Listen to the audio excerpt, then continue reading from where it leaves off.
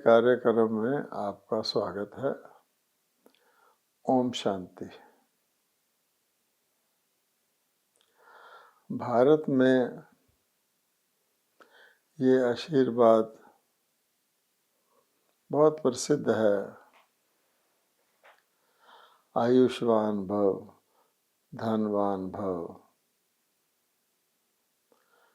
कल हमने आयुष्मान भव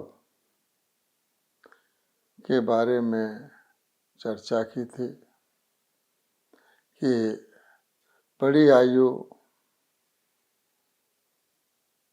कैसे बनती है, सतो प्रधान बनने से होती है और आयु घटकर छोटी तमो प्रधान बनने से होती है और फिर परमात्मा ही तमो प्रधान से सतो प्रधान, पतित से पावन बनाकर आत्माओं की आयु गारंटेड 150 वर्ष सतयुग में कर देते हैं।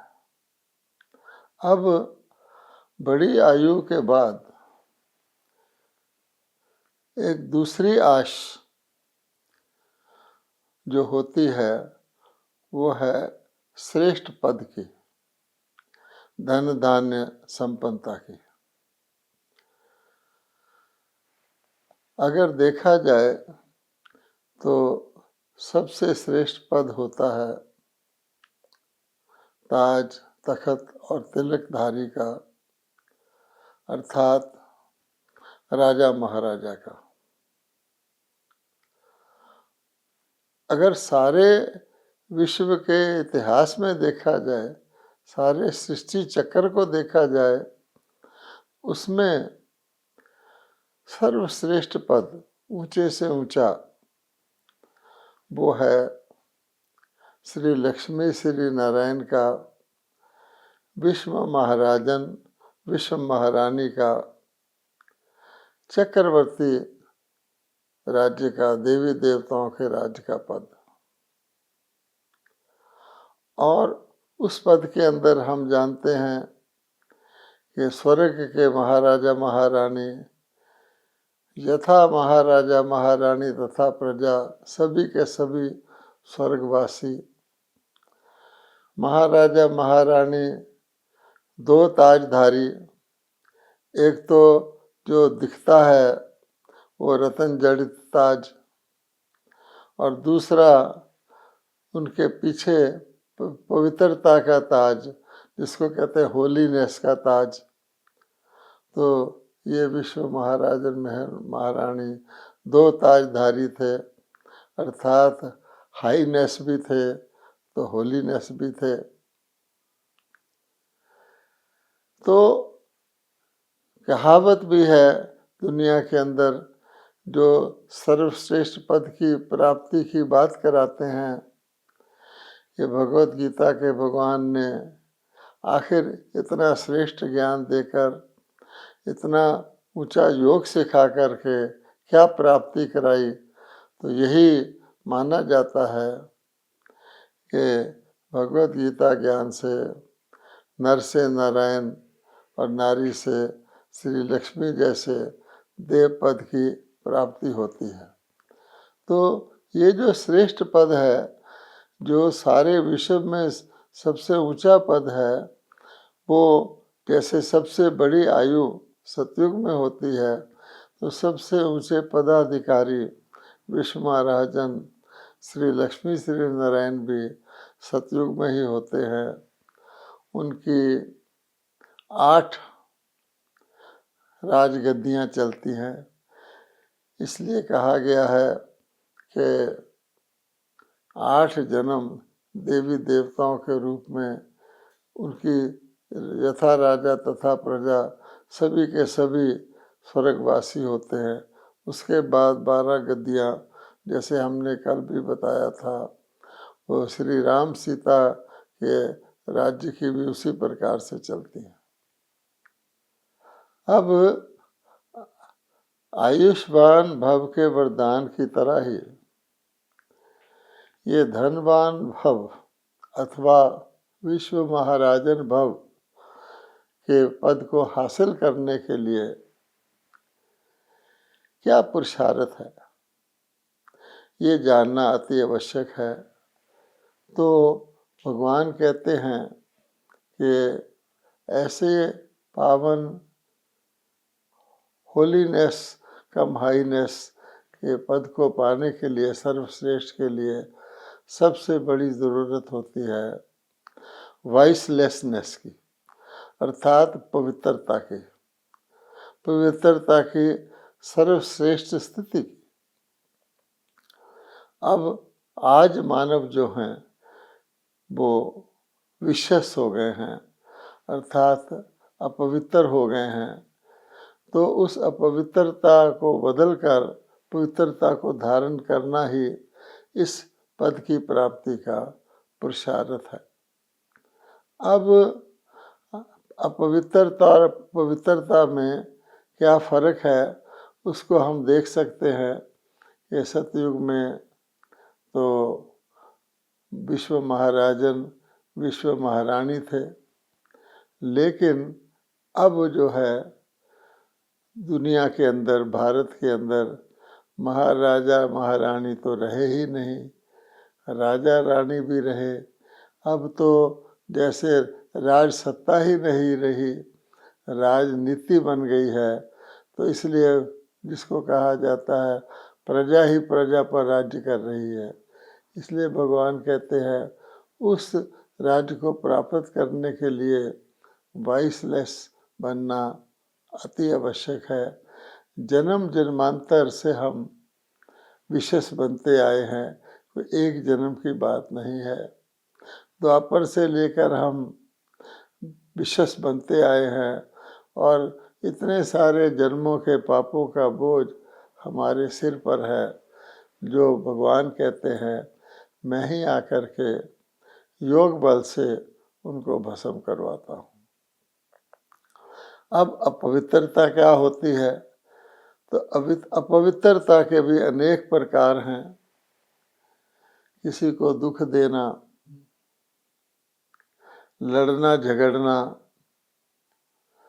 क्रोध करना, ये सारे तामसिक भोजन खाना, शराब व्यसन आदि में रहना, शराब पीना, व्यसनों को करना, ये सारे अपवित्रता के प्रतीक हैं। और अपवित्रता के जो और भी सूक्ष्म रूप हैं उसको हम कहते हैं कि काम, क्रोध, लोभ, मोह और अहंकार। ये 5 विकार अपवित्रता को जन्म देते हैं और इन 5 विकारों के वश किया हुआ कोई भी हमारा संकल्प है, बोल है, कर्म है, संबंध संपर्क है, वो यानी उसका फल जो है वो पाप कर्म ही हो जाता है। इतने ये विषैले हैं, इतने ये विशेष हैं, इतने ये मनुष्य आत्मा के महान शत्रु हैं। तो ये एक प्रकार के सभी विकार हिंसा को जन्म देते हैं। हिंसा, जैसे हमने कहा, किसी को चोट लगाना या किसी के दिल को दुखाना ही नहीं, ये 5 विकारों के वश किए हुए सभी कर्म हिंसा हो जाते हैं और पाप कर्म हो जाते हैं। आप कहेंगे कैसे? अब काम विकार से तो आत्माएं पावन से पतित बनती ही हैं, और आज देखेंगे कि समाज में काम विकार कितना फैला हुआ है। जैसे काम अग्नि से सारा समाज पीड़ित है, और इस काम विकार के कारण से कितने प्रकार के अपराध हो रहे हैं। इसी प्रकार से क्रोध है, लोभ है, मोह है, अहंकार है। अगर हम मोटे रूप से देखें तो किसी भी कोर्ट कचहरी में चले जाएं तो जितने भी सभी के सभी कोर्ट हैं, छोटे या बड़ी कचहरियां हैं, उन सब के अंदर जितने भी मुकदमे चलते हैं, जितना भी लिटिगेशन होता है, आप हैरान होंगे कि उस सारे के सारे के पीछे ये 5 विकारी होते हैं। किसी कोर्ट के रजिस्ट्रार से पूछे, सारे मुकदमे देखकर बताओ, उन सब का कारण या तो काम होता है, या क्रोध, या लोभ, या मोह, या अहंकार, या इनका मिक्सचर। यानी कोई भी ऐसा मुकदमा नहीं है जो इन विकारों से बाहर हो। इसलिए लॉ में कहा जाता है वायलेशन और वायलेंस। तो सारी प्रकार की वायलेंस मैंने मर्यादाओं का उल्लंघन, और वायलेंस मैंने हिंसा, सब प्रकार की उसके कारण ये 5 विकारी हैं। कोर्ट का तो हमने उदाहरण दिया, सारे समाज में आप देख लेंगे, परिवारों में देख लेंगे, मानव की व्यक्तिगत जीवन में देख लेंगे, तो ये जो 5 विकार हैं, यही हमारे से हमारी जो स्वराज्य छीने हुए हैं, हमें अधीन बनाए हुए हैं, हमसे ना चाहते हुए भी यथार्थ कर्म करवा रहे हैं, क्योंकि 5 विकार संस्कार के रूप में अब कलयुग के अंत में आकर आत्माओं ने धारण कर लिए हैं। आज के समाज में हम देखते हैं काम विकार के कारण, जिसको कहा जाता है स्त्रियों की लाज खतरे में है, और लोग मानते हैं कि जहाँ नारी का सम्मान था, नारी की लाज सुरक्षित थी, वहाँ देवता निवास करते थे। ये आज भी माना जाता है। तो सतयुग में देवी देवता रहते थे, क्योंकि वहाँ पर काम विकार का नाम निशान नहीं था। और आज काम विकार इतना फैला हुआ है कि आप देखेंगे हर ट्रक के पीछे सड़क पर लिखा होता है, बुरी नज़र वाले तेरा मुंह काला। आज काम विकार की ये हालत हो गई है, इतनी अति तक पहुंच गया है कि हमारे देश की कोई भी महिला, कोई भी माँ बेटी अपने आप को सुरक्षित नहीं समझती। अकेले उसको घर से निकलना भी खतरे से खाली नहीं होता। इसी प्रकार से अगर आप क्रोध विकार को लेंगे, तो क्रोध विकार के कारण छोटे से लड़ाई झगड़े से लेकर, यानी आप किसी के पड़ोसी के घर के बाहर अपनी कार खड़ी कर दीजिए तो भी वो आकर के क्रोधित हो जाता है। ज़रा सी बात पर एक दूसरे की जान ले लेते हैं। और यही क्रोध विकार, इसका फैला हुआ जो रूप है, आप देखेंगे कि युद्ध के रूप में, समाज के अंदर कई प्रकार के तोड़ फोड़ के रूप में, और अब तो ये क्रोध इतना फैल गया है कि परमाणु शस्त्र तक इस क्रोध ने तैयार करवा दिए हैं, जो मानव अपने ही नस्ल को, सारी मानव जाति को तबाह करने के लिए तैयार है कि अगर ज़रा सा उसकी बात ना मानी जाए। और क्रोध में यही होता है कि व्यक्ति के अंदर सहनशीलता, धैर्यता तो ख़त्म हो जाती है, और हर व्यक्ति आज क्रोध अग्नि से जल रहा है। उसके बाद लोभ आता है। लोभ के कारण तो आज मानव ने प्रकृति का भी दोहन कर लिया है। अब आपको एक भी चीज़ आपको आज प्योर नहीं मिलती, हर चीज़ के अंदर मिलावट है, हर चीज़ के अंदर नकली बना दिया गया है। मानव एक प्रकार से जहरीले पदार्थ खा रहा है। किसी को किसी की जान का, किसी की लाइफ का कोई परवाह नहीं है। ऐसे ऐसे प्रोडक्ट लोभ के वश सब मार्केट में आते हैं, जिनसे सब जानते हैं कि कैंसर फैलता है। शुगर की जगह पता नहीं क्या क्या चीज़ मिठास के लिए डाल रहे हैं। मनुष्य क्या नहीं कर रहे हैं, एक दूसरे के मार भी देते हैं जायदाद के कारण। बच्चे आपस में लड़ कर के एक दूसरे को मार डालते हैं, माता पिता को भी मार डालते हैं।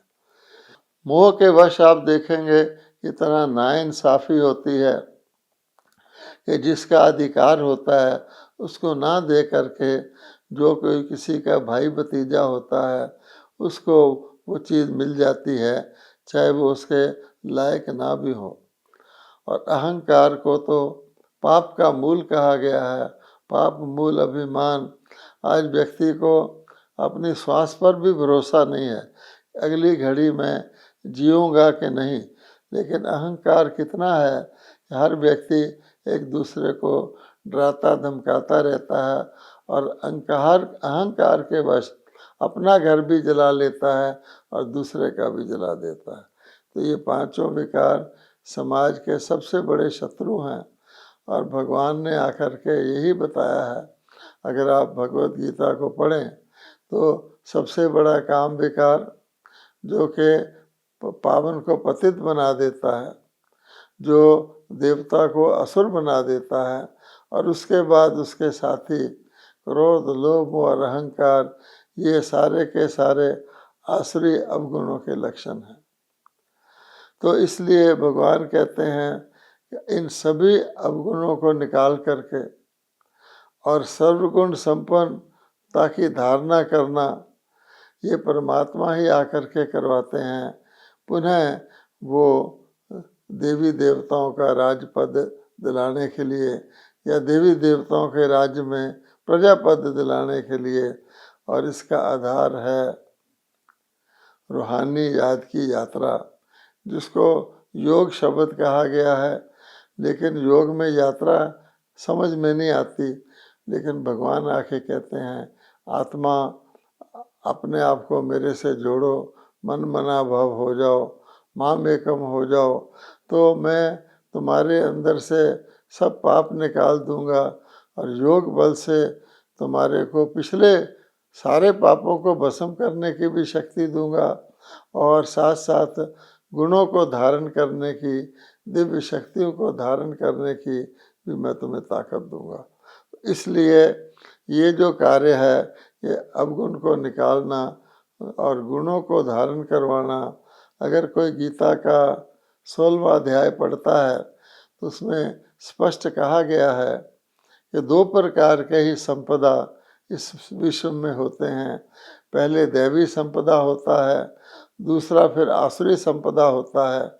जब दैवी संपदा होता है तो आसुरी संपदा नहीं होता है, आसुरी संपदा होता है तो दैवी संपदा नहीं होता है। अर्थात जब अपने ऊपर राज्य करने वाले, मन को जीतने वाले 100 राज्य अधिकारी होते हैं तो विश्व राज्य अधिकारी भी होते हैं, और जब अपने मन के इंद्रियों के गुलाम बन जाते हैं, ये काम क्रोध लोभ मोह अहंकार के अधीन बन जाते हैं, तो फिर वो आसुरी संपदा हो जाते हैं।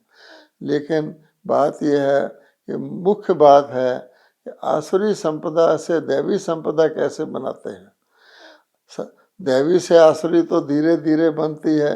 सतयुग से त्रेता आता है, त्रेता से द्वापर, द्वापर से कलयुग, धीरे धीरे हर चीज नई से पुरानी होती है। किंतु पुरानी से नई कैसे होती है, वो गीता का भगवान कहते हैं आखिर जब अति हो जाती है तो फिर इति होती है। तो कलयुग के अंत में आकर के हर आत्मा इन विकारों के अधीन हो करके अच्छा कर्म भी करती है, तो समझती है कि अच्छा कर्म है, लेकिन वो पाप कर्म बन जाता है। इसलिए भगवान कहते हैं कि मैं ही आकर के योग बल से आसुरी संपदा को ईश्वरी संपदा बनाता हूँ। पहले उनके अंदर गुण धारण करवाता हूँ, उनके अवगुण निकालता हूँ, फिर वो आकर के अगले मेरे द्वारा रचे हुए सतयुग में वो जाकर के दैवी संस्था बनते हैं, संपदा बनते हैं। वो सतयुग में जाकर के पुनः दैवी संपदा बनते हैं। और ये कार्य कलयुग के अंत और सतयुग की आद के संगम युग पर जो कि अभी चल रहा है, उस वक़्त ये होता है। और इसीलिए ब्रह्मा जी को, जिनको भगवान माध्यम बनाते हैं, उसका नाम आदि देव है। अर्थात देवताओं की आदि में होने वाला, उसको प्रजापिता भी कहते हैं। और गीता में साफ साफ लिखा हुआ है कि कल्प के आदि में ब्रह्मा जी द्वारा यज्ञ रचा जाता है, ज्ञान यज्ञ रचा जाता है, जिससे देवता उन्नत होते हैं और वृद्धि को पाते हैं। अर्थात पिछले आसुरी संपदा को भगवान दैवी संपदा बनाते हैं ज्ञान योग के बल से। अब प्रश्न उठता है, कई लोग पूछते हैं ये जो इतनी सारी भक्ति चल रही है, वेद शास्त्र चल रहे हैं, इतने सारे गुरु हैं, इतनी सारी तीर्थ यात्राएं, स्नान, यज्ञ, तप इत्यादि, पुण्य इत्यादि क्रिया आदि, ये इससे क्या व्यक्ति पावन नहीं बनता? नहीं।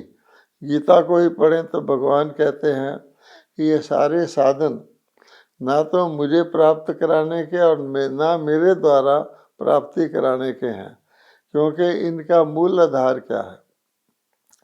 ये मनुष्यों द्वारा बनाई गई कर्म कांड की परंपराएं हैं, जिसमें मूल ये बात समझी जाती है कि परमात्मा अति पावन है, परमात्मा को पतित आत्मा नहीं मिल सकती, तो आत्मा को पहले पावन बनना पड़ेगा। और पावन बनने के लिए मनुष्यों ने अपने आप ही ये सारी की सारी पद्धतियाँ निकाली हैं, वेद शास्त्र अध्ययन, यज्ञ, तप, दान, क्रियाएं, भक्ति, गुरु आदि आदि। लेकिन जैसे को कहते हैं ना, सेल्फ मेडिकेशन, अपने मर्ज का खुद ही इलाज करने की कोशिश की गई है, लेकिन हम देख रहे हैं मर्ज बढ़ता जाता है जैसे जैसे दवाई करते हैं, क्योंकि ना 9 मन तेल होगा ना राधा नाचेगी, ऐसे कहा जाता है। ना इस प्रकार के क्रियाओं से कोई पावन बनता है, ना इसको भगवान मिलता है। तो भगवान कहते हैं ज़रा सोचिए, ज़रा विचार करिए। क्या कोई मरीज़ कहे कि मैं अपने आप को ठीक कर लूँ अपने तरीके से, फिर मैं डॉक्टर से मिलूँ? ये यथार्थ है? या मरीज़ डॉक्टर से मिलता है तो डॉक्टर ही उसको दवा देता है? तो ये सारी मनुष्य कृत्य जो कर्म कांड हैं, भगवत गीता में इनका साफ साफ निषेध किया गया है। इनसे ना तो मेरी प्राप्ति होती है, ना मेरे द्वारा दैवी गुणधारी देवता पद की प्राप्ति होती है। तो सोच, अब भगवान कहते हैं मैं स्वयं आकर, इसलिए वो कहते हैं मैं स्वयं आकर के आपको रास्ता बताता हूँ। पहली बात कि तुम आत्मा हो, शरीर नहीं हो। आत्मा है में ही अवगुण आ गए हैं, और आत्मा को पावन बनाने के लिए मुझ परमात्मा के साथ जोड़ना या रूहानी याद की यात्रा करने का लगातार अभ्यास बहुत काल से करेंगे, तब आत्मा से पाप भस्म हो जाएंगे और उसके अंदर दैवी गुणों की धारणा होगी। इसलिए ये बात नोट करने की है खास कि वो समय कब था। बहुत से लोग ये पढ़ भी लेते हैं, सुन भी लेते हैं, समझ भी लेते हैं कि कलयुग के बाद सतयुग का नंबर है, सतयुग से कलयुग तक तो गिरावट होती जाती है। सतयुग में दुनिया नई थी, तत्व भी नए थे, आत्माएं भी नई थी, तो देवलोक था।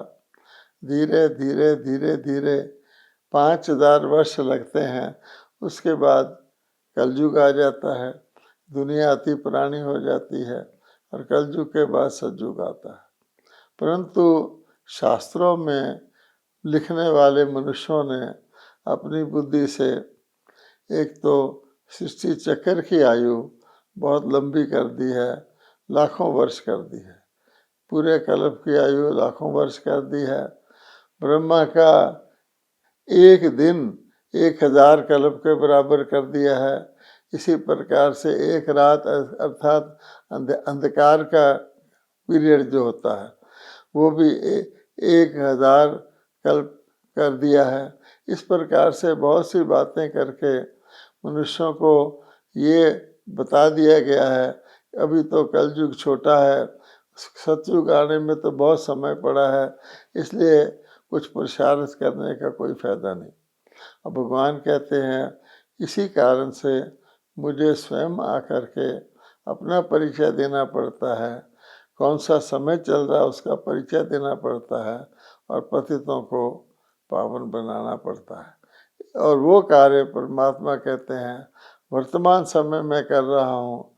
मनुष्य घोर अज्ञान की निद्रा में सोए हुए हैं, वो परमात्मा से प्रार्थना कर रहे हैं, हमें अंधकार से प्रकाश की ओर ले जाओ, हमें असत्य से सत्य की ओर ले जाओ, हमें मृत्यु लोक से अमर लोक में ले जाओ, मृत्यु से अमरत्व की ओर ले जाओ। जबकि परमात्मा वर्तमान समय ये कार्य प्रैक्टिकल में करवा रहे हैं। धर्म ग्लानि के सभी चिन्ह सबको दिखाई दे रहे हैं, तो अवश्य ही उस सत्य धर्म की स्थापना के लिए भी परमात्मा आकर के अपना ईश्वरीय कर्तव्य करा रहे हैं। ब्रह्मा कुमारी यही संदेश जनमानव को देती है। अब ऐसा समय आ गया है जब हम पुनः जो कहा वरदान था, धनवान भव, नर से नारायण भव, सत्यनारायण की सच्ची कथा, वो भगवान अब सुना रहे हैं और उसका हकदार भी बना रहे हैं। अगर कोई इस बारे में अधिक जानना चाहे तो ब्रह्मा कुमारी के किसी भी सेवा केंद्र से संपर्क कर सकता है। ओम शांति।